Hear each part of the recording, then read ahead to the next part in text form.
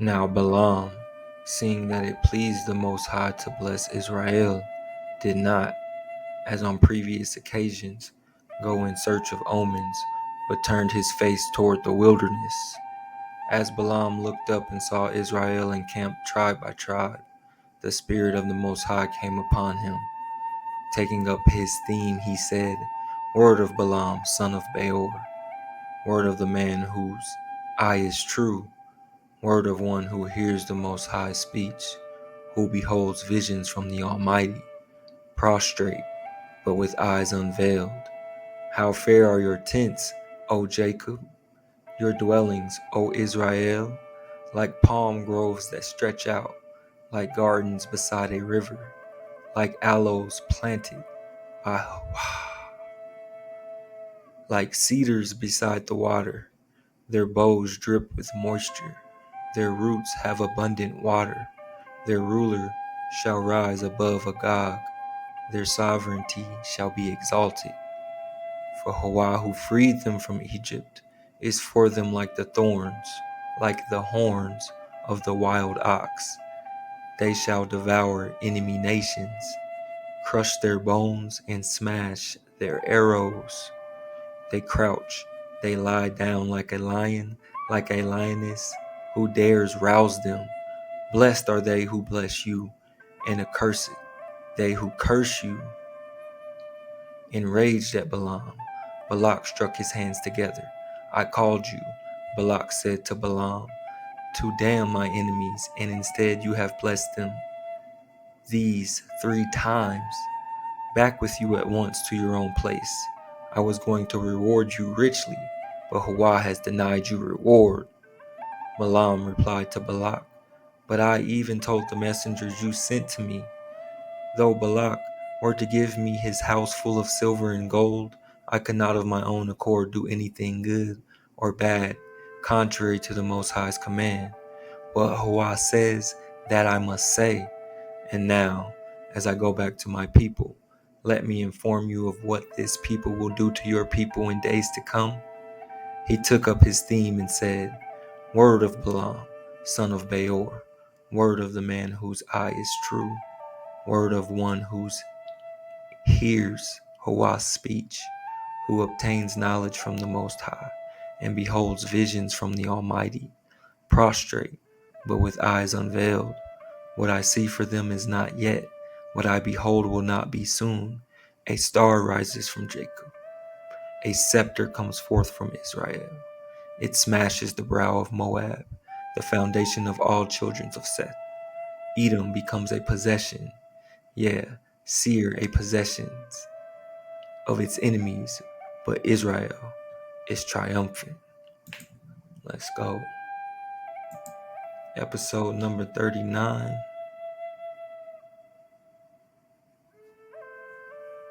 We're talking Section 107 of the Copyright Act. Provides the statutory framework for determining whether something is a fair use and identifies certain types of uses. We're talking criticism, comment, news reporting, teaching, scholarship, and research. We're just talking research here. Are you, the dragons found in the Americas? Let me know what you think. Leave a note in the comments. Episode number 39. It's time. Let's get it. You are now tapped in with Dragon Canoe. We are steadily rowing and we are constantly flowing. All praise to the Most High. Allow.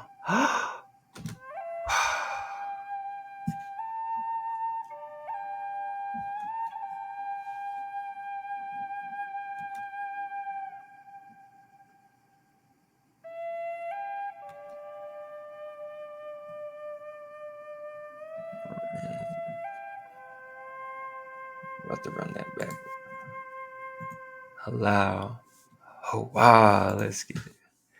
Because you are now tapped in with Dragon Canoe. We are steadily rowing and we are constantly flowing. We back on track with it. Let me know what you think. Leave a note in the comments. As we have seen in previous chapters, the observation of the stars had been routine practice in China for thousands of years. The Big Dipper, part of the larger constellation Ursa Major, was regarded as the most important constellation by the Chinese as far back as the first dragon motif in Henan, probably 6,500 years ago.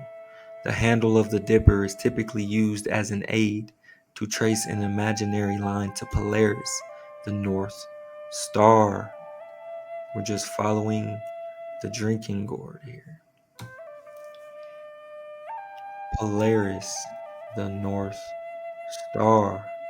Follow the drinking gourd. Episode number 39. It's time. Providing a basic structure in which we can expand on our evidentiary details, genetic, linguistic, cultural, and archaeological.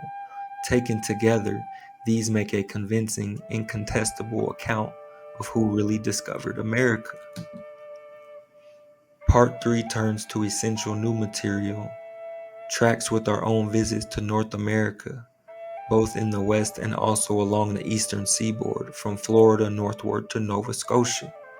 The information also focuses on Marco Polo's account, well documented, of his voyage when he was an agent of Kublai Khan to North America.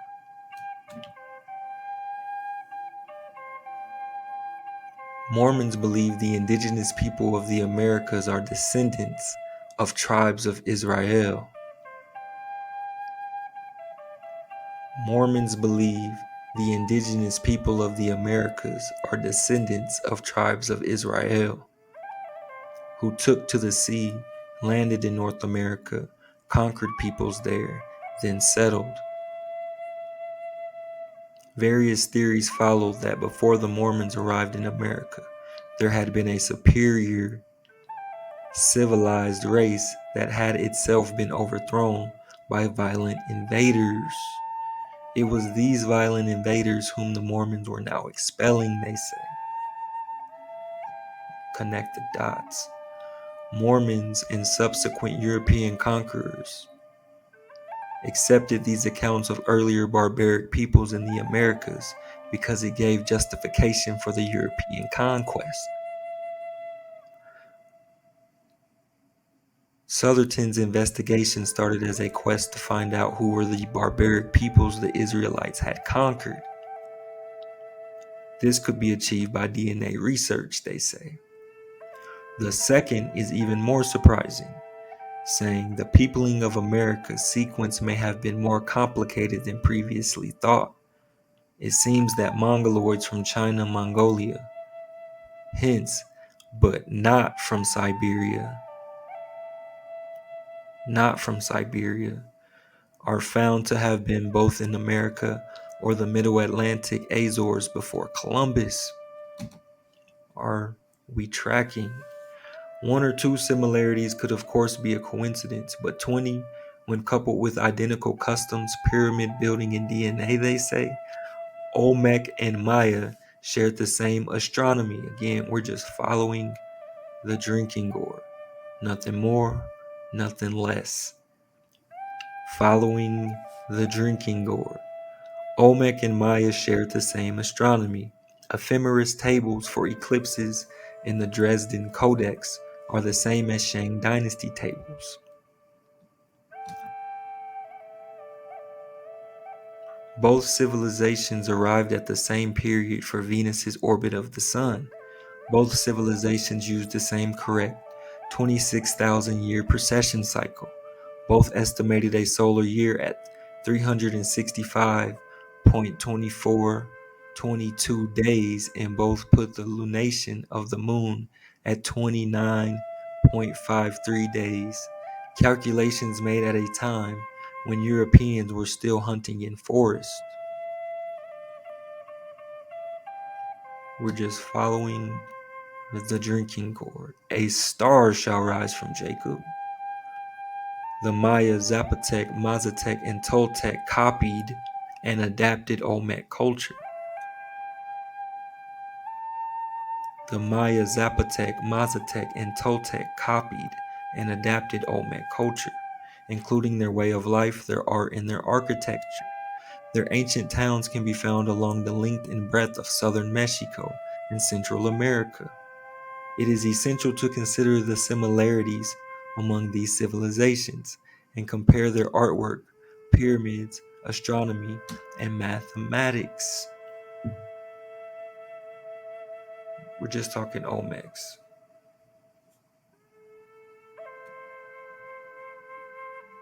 Let me know what you think. Leave a note in the comments. Real copper color cons found here in America in what was to become Mexico. The Olmec emerged in the 13th century and thrived for 6 centuries as the first clearly stratified society in Mexico. Other centers developed at San Lorenzo, Tenochtitlan, Levanta, Tres Sabotes, Laguna de los Cerros, and southern Veracruz and Tabasco. This mother culture, as the anthropologist Alfonso Casa called it, was the origin of many cultural traditions of ancient Mexico. So, who are these Olmecs?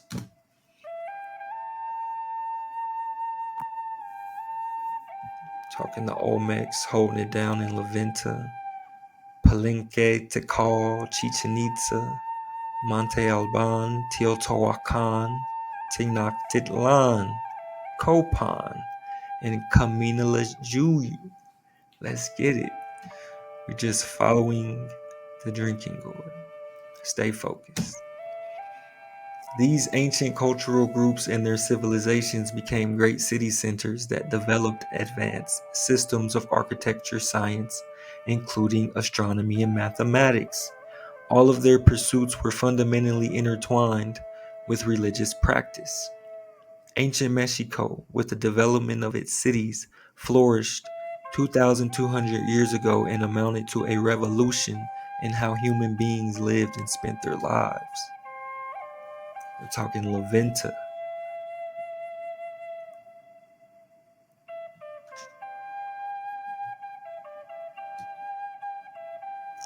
Trade was well developed. Roads connected Levanta with Olmec cities on the Pacific coast, with Monte Alban and Teotihuacan on the north, and with La Democracia in Guatemala and Copan in Honduras. Evidence of that trade can be found in Mayan tombs. Olmec objects connected with worship, such as figurines, urns, and statues, can be seen at Monte Alban, and giant Olmec heads at Monte Alto. Giant Olmec heads at Monte Alto. We're talking Olmecs, the mother culture of Mexico. In 1996, he traveled to the United States to view the inscription on offering number 4, which was on display at the time of the National Gallery of Art in Washington, D.C. Chen reported that although some of the writing was impossible to decipher because of aging of the material, what he could read was in fact written in Shang Chinese.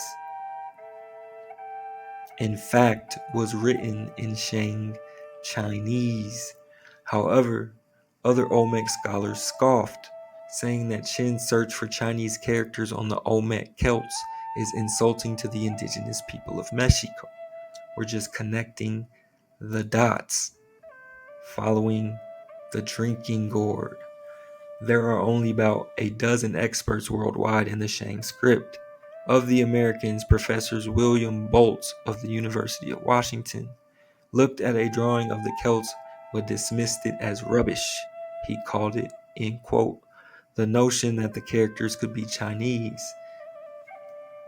dismissing it as rubbish. We got the Olmec, Shang, Chinese, and English. We're talking about Bu in Chinese, or the Olmec, the Shang.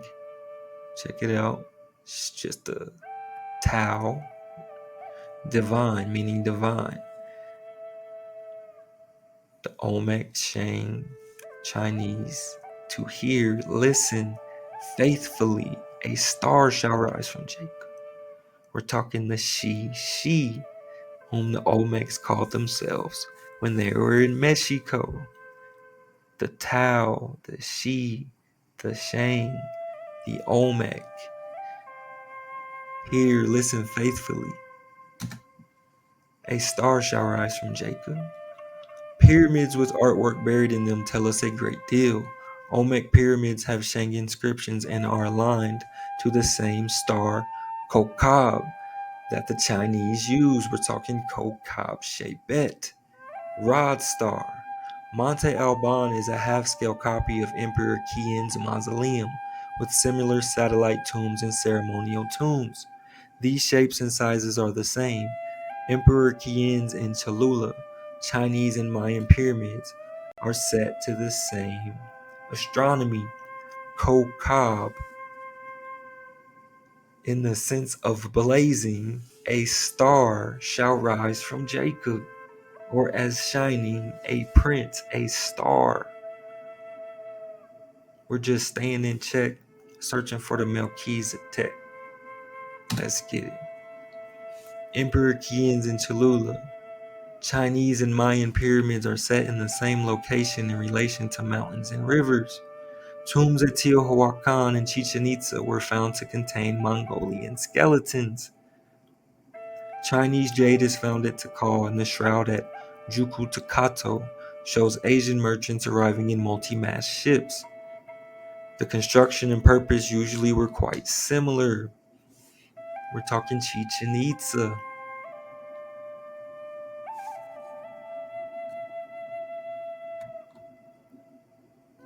Relevant to our discussion of astronomy is the caracal, meaning shell in Spanish, a round observatory with small windows, aligned both to the sun's position at the equinoxes and to the position of Venus at various important times, notably when emerging from behind the sun, as will be discussed later.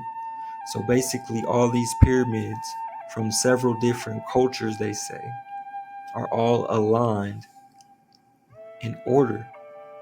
La Venta, Comalcalco, Teopantacuanitlan, the Maya Cross River South, Monte Alban, Teotihuacan, Tikal, Copan, Palenque, Uxmal,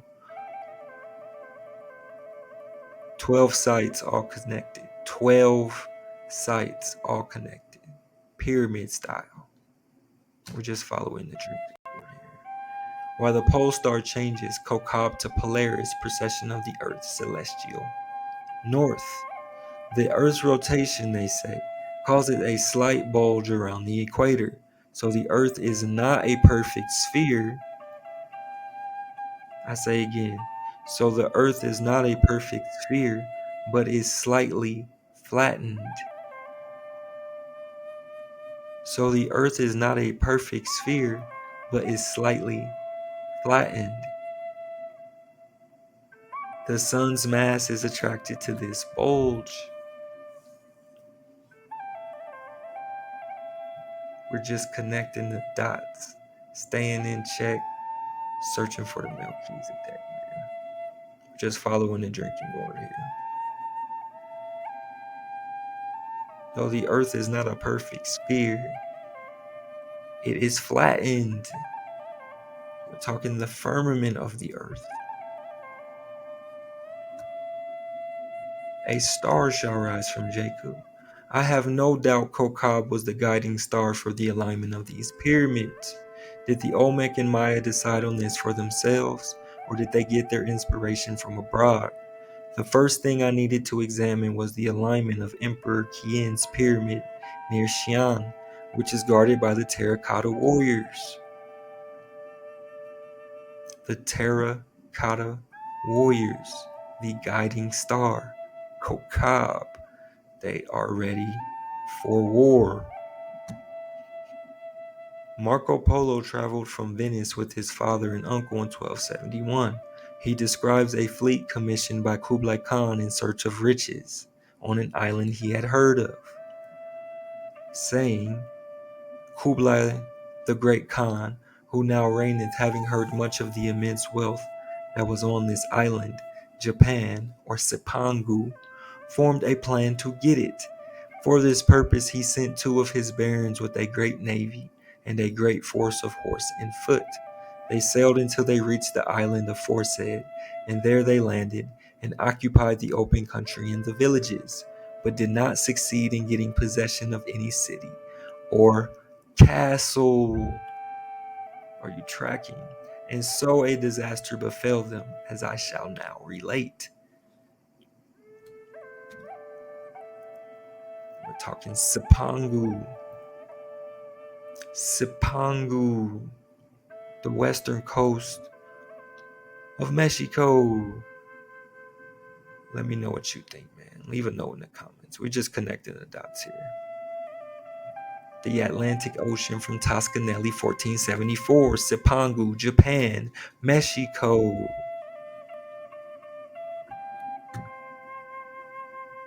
His envoys returned the next year to Kamakura, where the Japanese executed them. This time, Kublai ordered that a fleet of 3,500 junks be built in China and appointed 100,000 Chinese warriors for the next invasion of Japan. On July 30th, another terrible storm struck. A green dragon had raised its head from the waves. Sulphurous flames filled the firmament. Come on, man. We're just connecting the dots, staying in check, searching for the Melchizedek. A star shall rise from Jacob.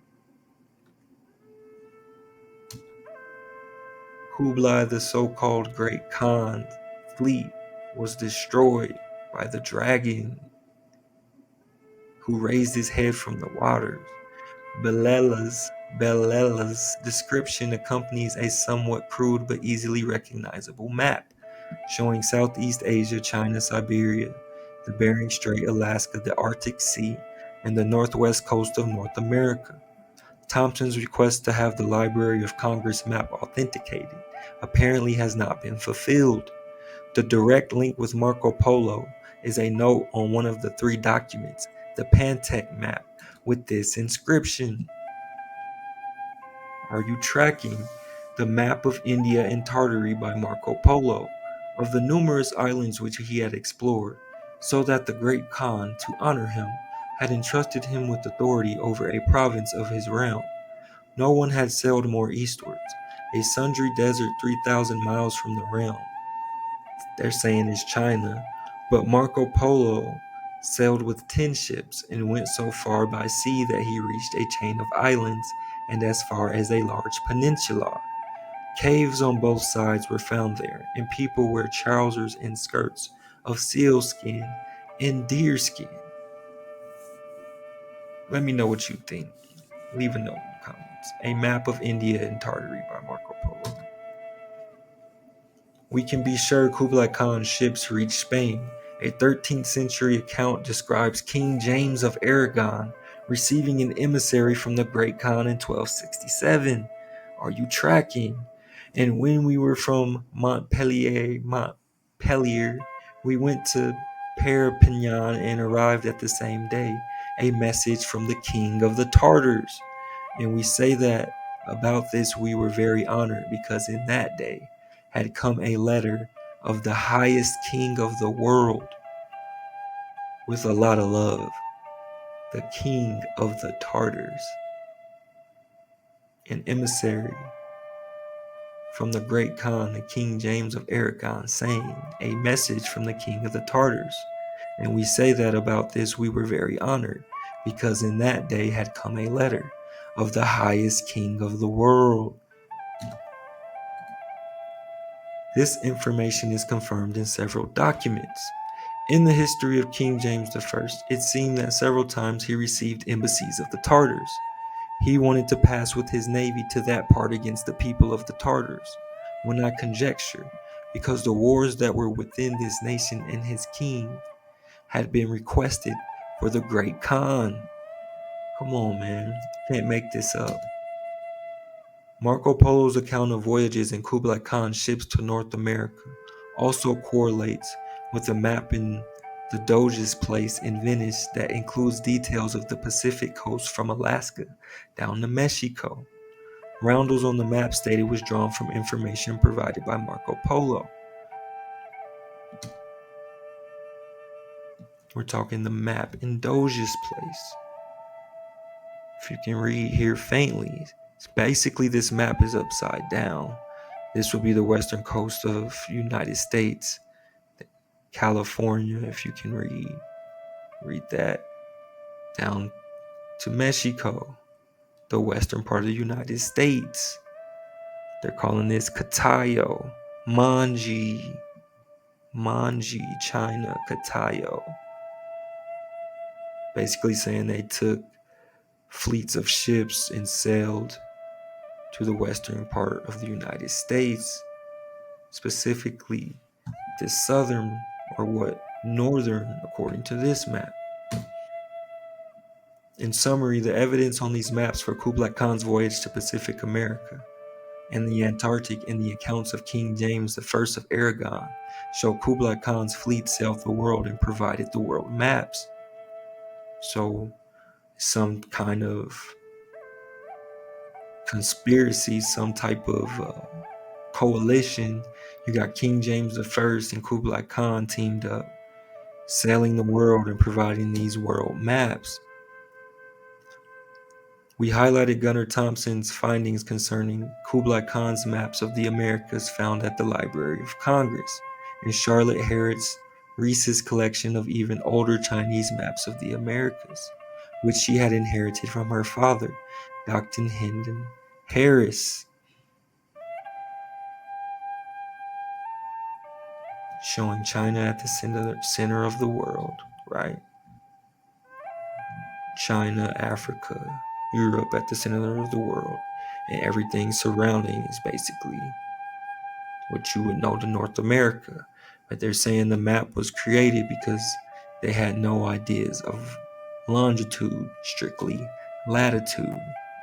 Harris Reese, in her book Secret Maps of the Ancient World, tells of the enormous fleets, saying they sent fleets to search for immortality. In Mexico. The combination of these experts' views tells us that thousands of ships had been available to Chinese emperors for the past 2 millennia, with which to sail to and from the Americas to search for immortality. Chinese maps show thin strips of land at the western and eastern edges of the world. The early Chinese explorers thus knew the latitude and positions of the Americas, but they had no method of determining longitude, they say.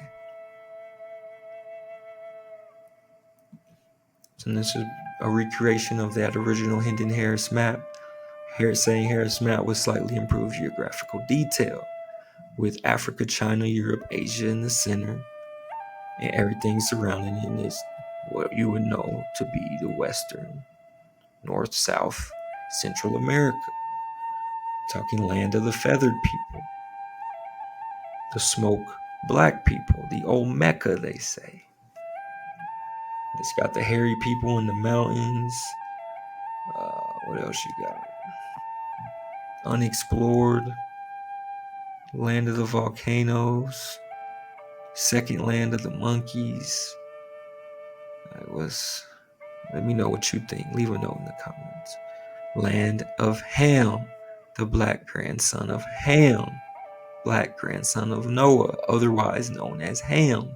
Basically saying they already knew that was their land. And who are these people floating on the perimeter? We're just staying in check, searching for the Melchizedek.